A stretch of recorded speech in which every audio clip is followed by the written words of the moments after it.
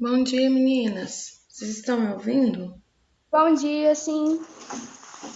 Sejam bem-vindas à nossa aula. Eu vou só esperar um pouquinho o pessoal ir entrando, tá?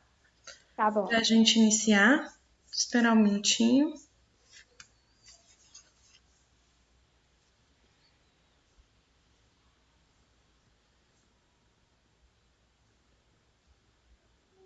Esperar pelo menos mais uns 2 minutos para ver se eles entram e a gente começa, tá?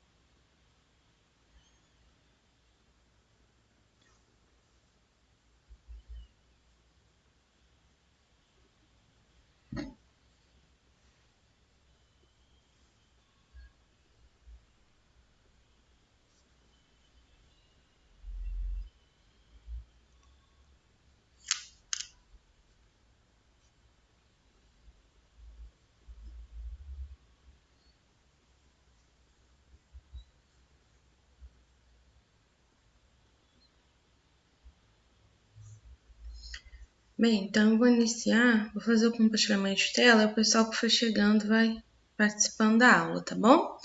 Tá bom.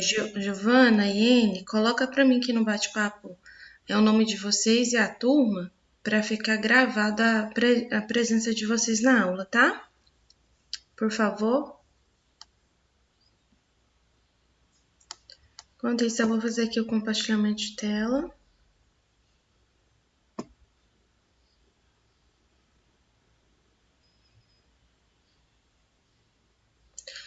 Vocês estão vendo o meu compartilhamento? Sim. Sim? Ótimo. Então, vamos lá. Então, aqui é um pouquinho da introdução do que nós vamos ver, né? Nós vamos ver a teoria de Maxwell. E Maxwell, ele estudou um pouquinho mais sobre eletricidade, então a gente vai fazer uma revisão desse contexto da eletricidade, né? E falar um pouquinho da evolução, até nós chegamos nas contribuições dele relacionadas ao eletromagnetismo, tá bom? Então a gente vai ver aí, ó, evolução do eletromagnetismo até Maxwell, aí vai falar de um pouquinho de eletricidade, magnetismo só vou passar por cima mesmo, galvanismo, até a gente chegar nas contribuições dele, que é James Clerk Maxwell, tá?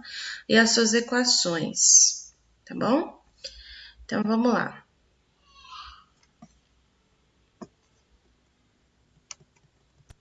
Então, as equações de Maxwell.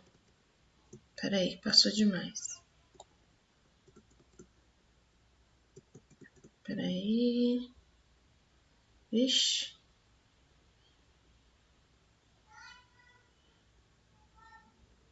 Eita, eita, eita. Peraí, deixa eu fazer melhor.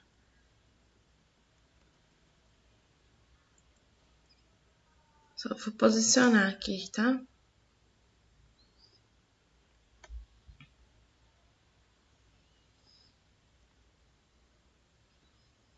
Aqui. Então, nós estávamos aqui, né? E aqui, ó. Então, as contribuições de Maxwell para o eletromagnetismo, né? Então, ele vai falar, praticamente, nós vamos falar de um apanhado histórico do eletromagnetismo, colocar Maxwell como uma figura principal e mostrar, né? como que era antes dele e o que ele deixou, tá? Relacionado a esse conteúdo aí sobre. Então, a primeira evidência da eletricidade foi feita na Grécia Antiga, por Tales de Mileto, né? Que ele observa a questão da eletricidade através de um âmbar. E aí, no ano de 1600, William Gilbert, ele publica o livro de Magnet, relacionado ao eletromagnetismo. E aí, deram importantes contribuições para a descoberta da eletricidade, né? E aqui nós vamos com os nomes. Otto von Guericke foi um deles, tá? Então, ele faz experimentos relacionados à eletricidade através de reações ele observa através de um, como que eu falo, gente? Através de tipo um imã grande, sabe? Tipo, com o uso de uma esfera, tá? E ele observa que através dessa esfera pode-se emitir uma certa eletricidade. E aí vemos Francis também, foi um desses. E aí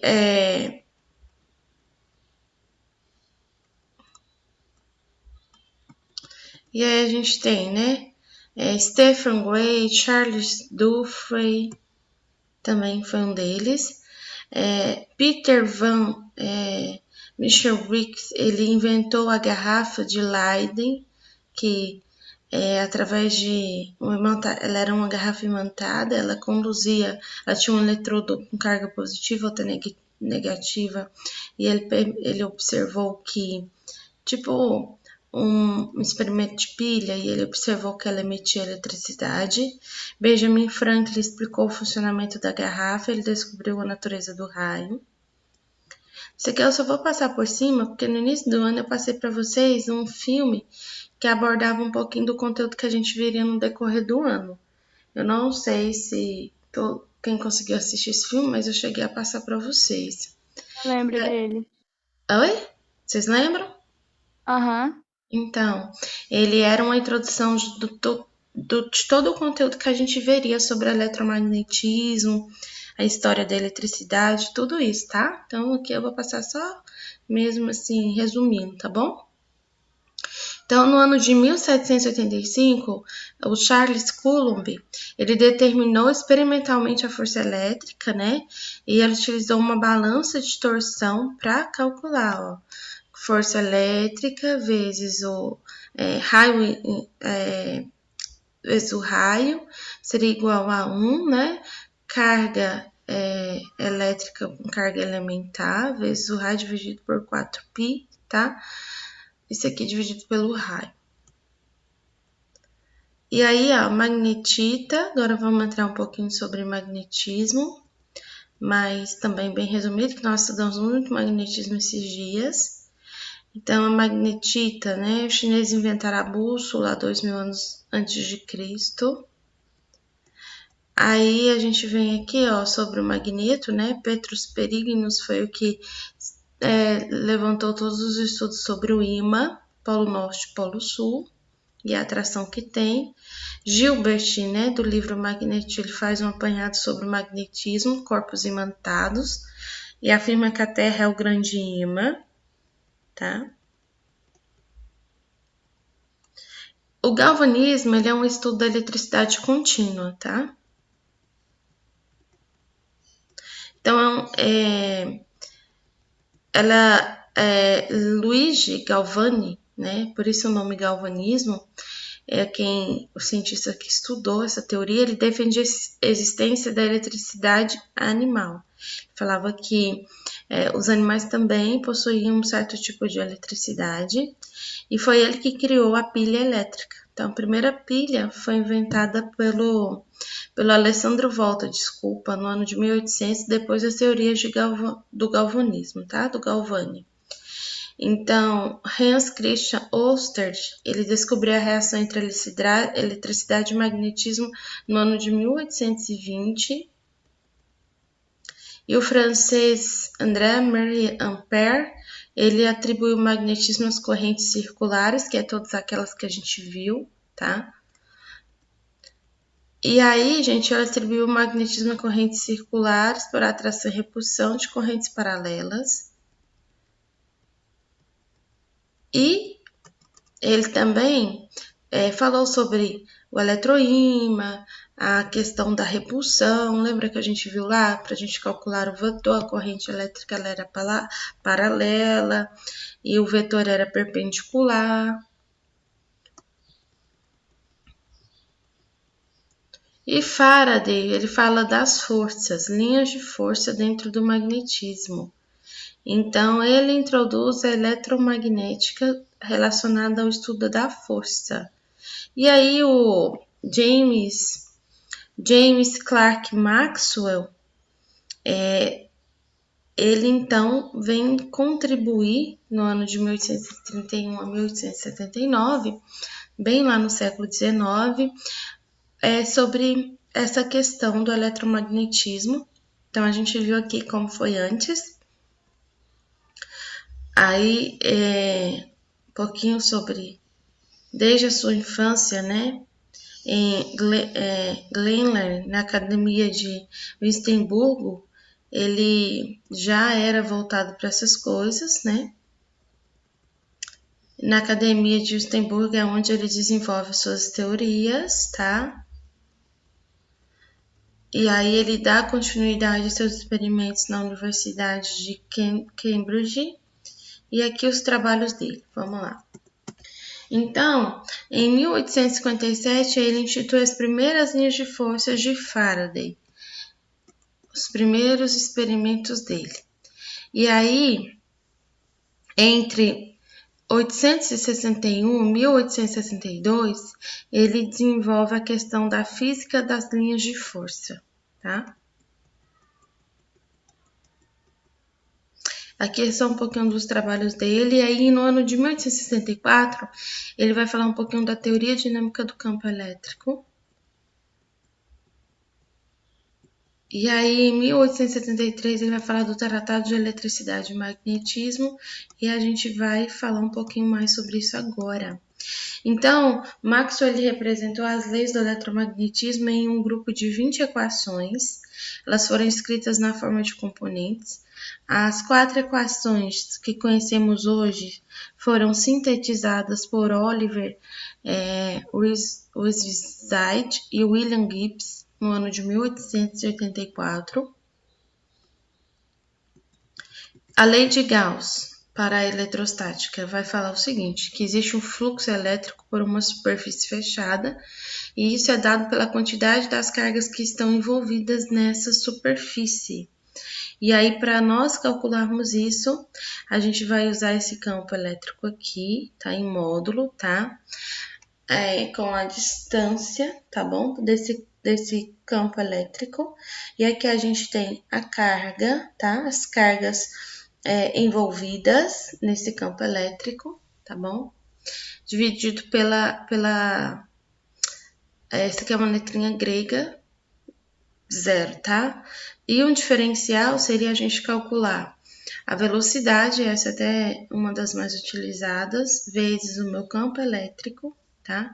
Representado pela essa letrinha gregazinha aqui, que é um pizinho, dividido pelaquela superfície que eu tenho.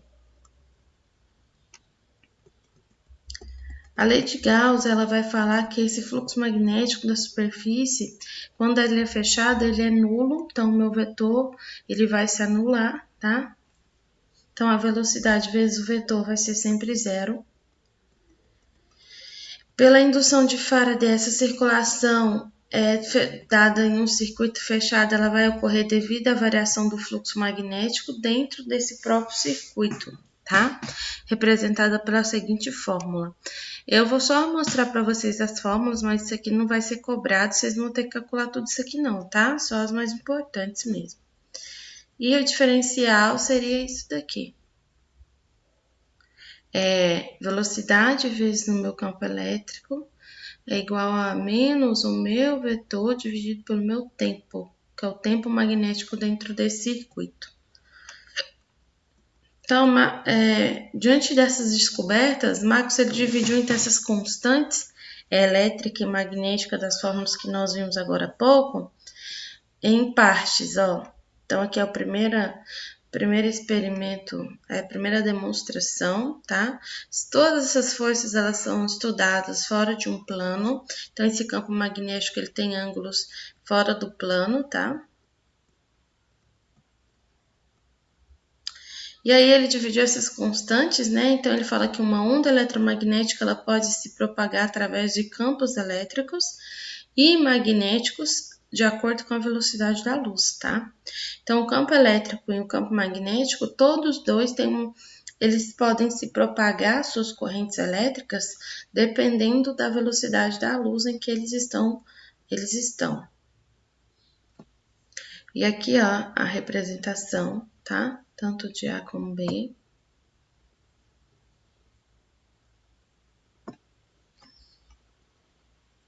Vocês estão compreendendo? Porque isso aqui é só teoria, só explicação. Estão conseguindo acompanhar?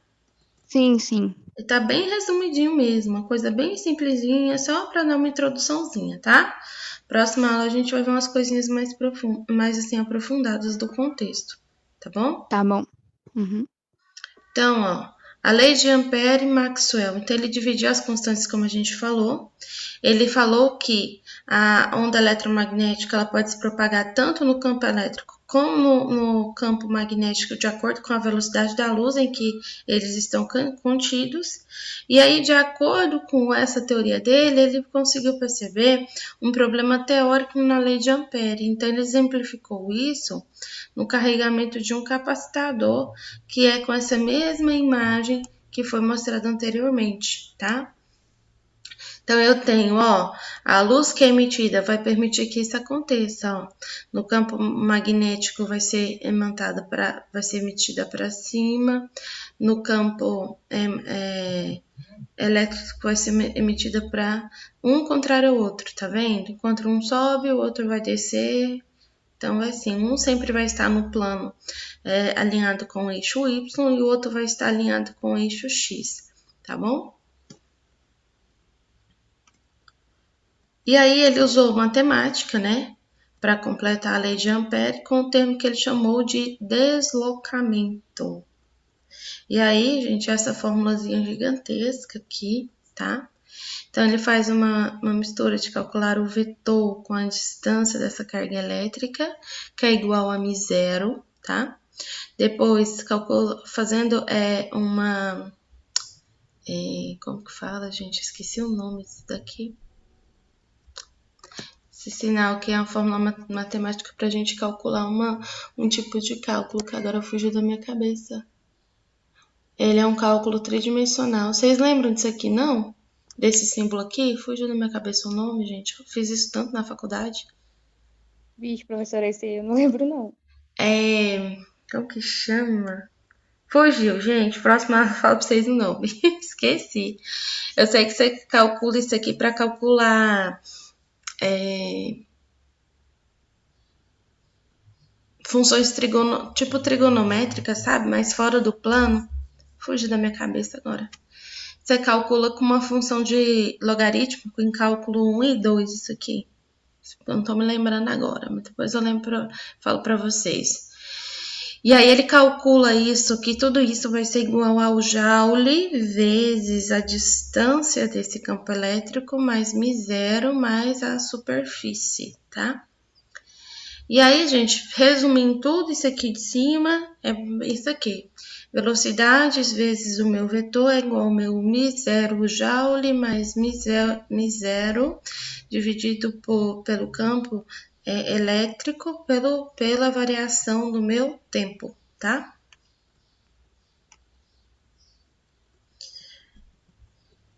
E aí, quando a gente vai calcular dentro de um vácuo, nós vamos utilizar essas duas fórmulas, tá? Velocidade vezes o meu campo elétrico é igual à variação do meu vetor dividido menos a variação do vetor dividido pela variação do meu tempo. E também a velocidade vezes o meu vetor é igual ao meu μ0 vezes o meu campo elétrico dividido pelo meu tempo, tá? Quando a gente aplica a questão rotacional das duas, a gente vai levar a minha velocidade ao quadrado. E aí a gente vai ter as seguintes fórmulas, tá? Assim. É só substituição mesmo. Quando a gente compara isso com a equação de onda, a gente vai ter isso aqui. Velocidade ao quadrado vezes a minha força é igual a 1 vezes a minha velocidade ao quadrado, vezes o quadrado das minhas variações dessa força e do meu tempo, tá? E aí a relação entre elas seria isso daqui. 1 sobre V2, né? Igual a meu M0, vezes a minha superfície. V2 é igual a 1 sobre o M0 e a superfície, ou isso aqui, ó, que é o que resume no final.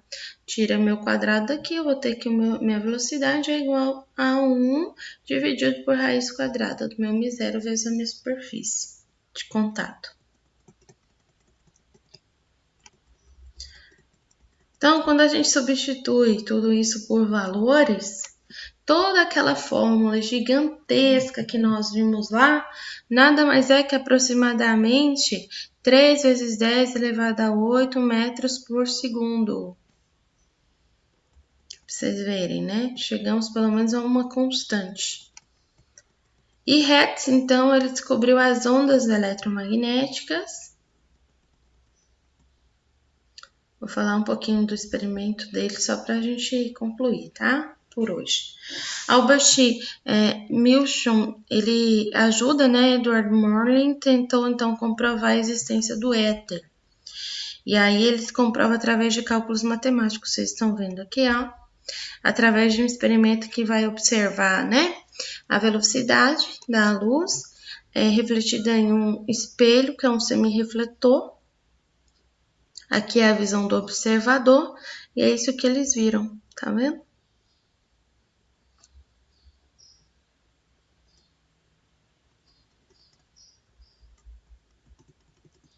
Foi isso que eles observaram. Então, para que os observadores tiveram a descrição simultânea, em algum evento eles chegaram a essa conclusão. Em todos os ângulos, foram isso que eles viram, tá vendo? Então, x, ângulo de x menos a velocidade vezes o tempo, y' é igual a y, z' igual a z, e o tempo é igual a t menos vx dividido por c ao quadrado, tá? Que é o do campo.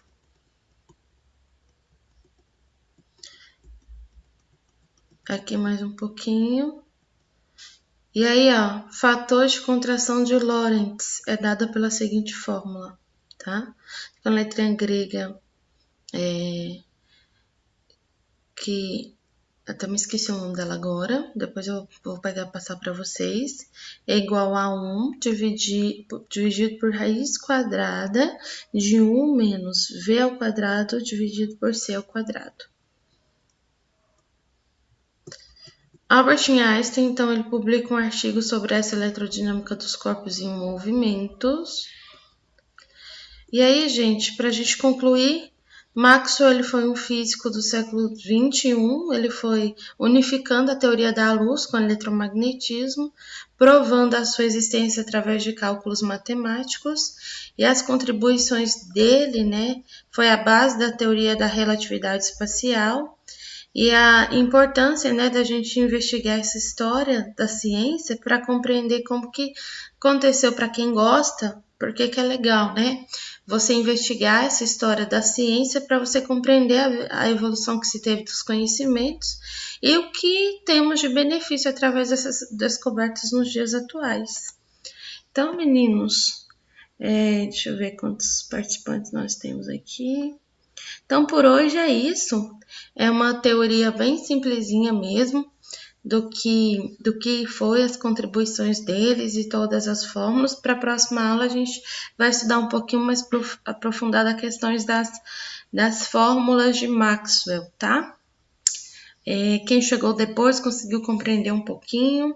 Outra coisa, quem não colocou para mim o nome aqui, ó, no bate-papo, por favor, coloca para registrar sua presença na aula. Só tem da Giovana, da Anne e da Joyce. Então, Henrique e Michael, coloca aqui, por favor, a turma de vocês e um nome para registrar a presença de vocês na aula, porque vale nota, viu?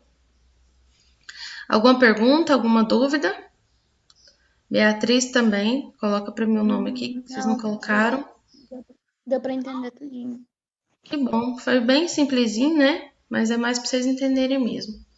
Então, ó, quem não colocou, quem já pôs o nome aqui está liberado. Tenha um bom dia, uma boa semana e até o nosso próximo encontro. Quem não colocou, vou deixar em aberto aqui mais um pouquinho. Coloca, por favor, Beatriz. Tá faltando você. Põe para mim seu nome aqui e a turma para registrar sua presença. Os demais Tchau, estão professora. dispensados. Tchau. Fiquem com Deus. Tchau, professora. Com Deus. Tchau. Amém. Com Deus também.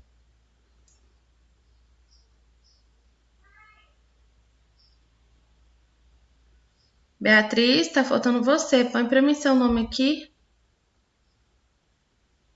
Joyce, liberada, tá? Tchau, professora. Tchau, Joyce. Beatriz não tá me ouvindo, não? Beatriz. Oi, professora, já vou colocar. Ah, tá. Achei que você não tava me ouvindo. Acordou tem pouco tempo?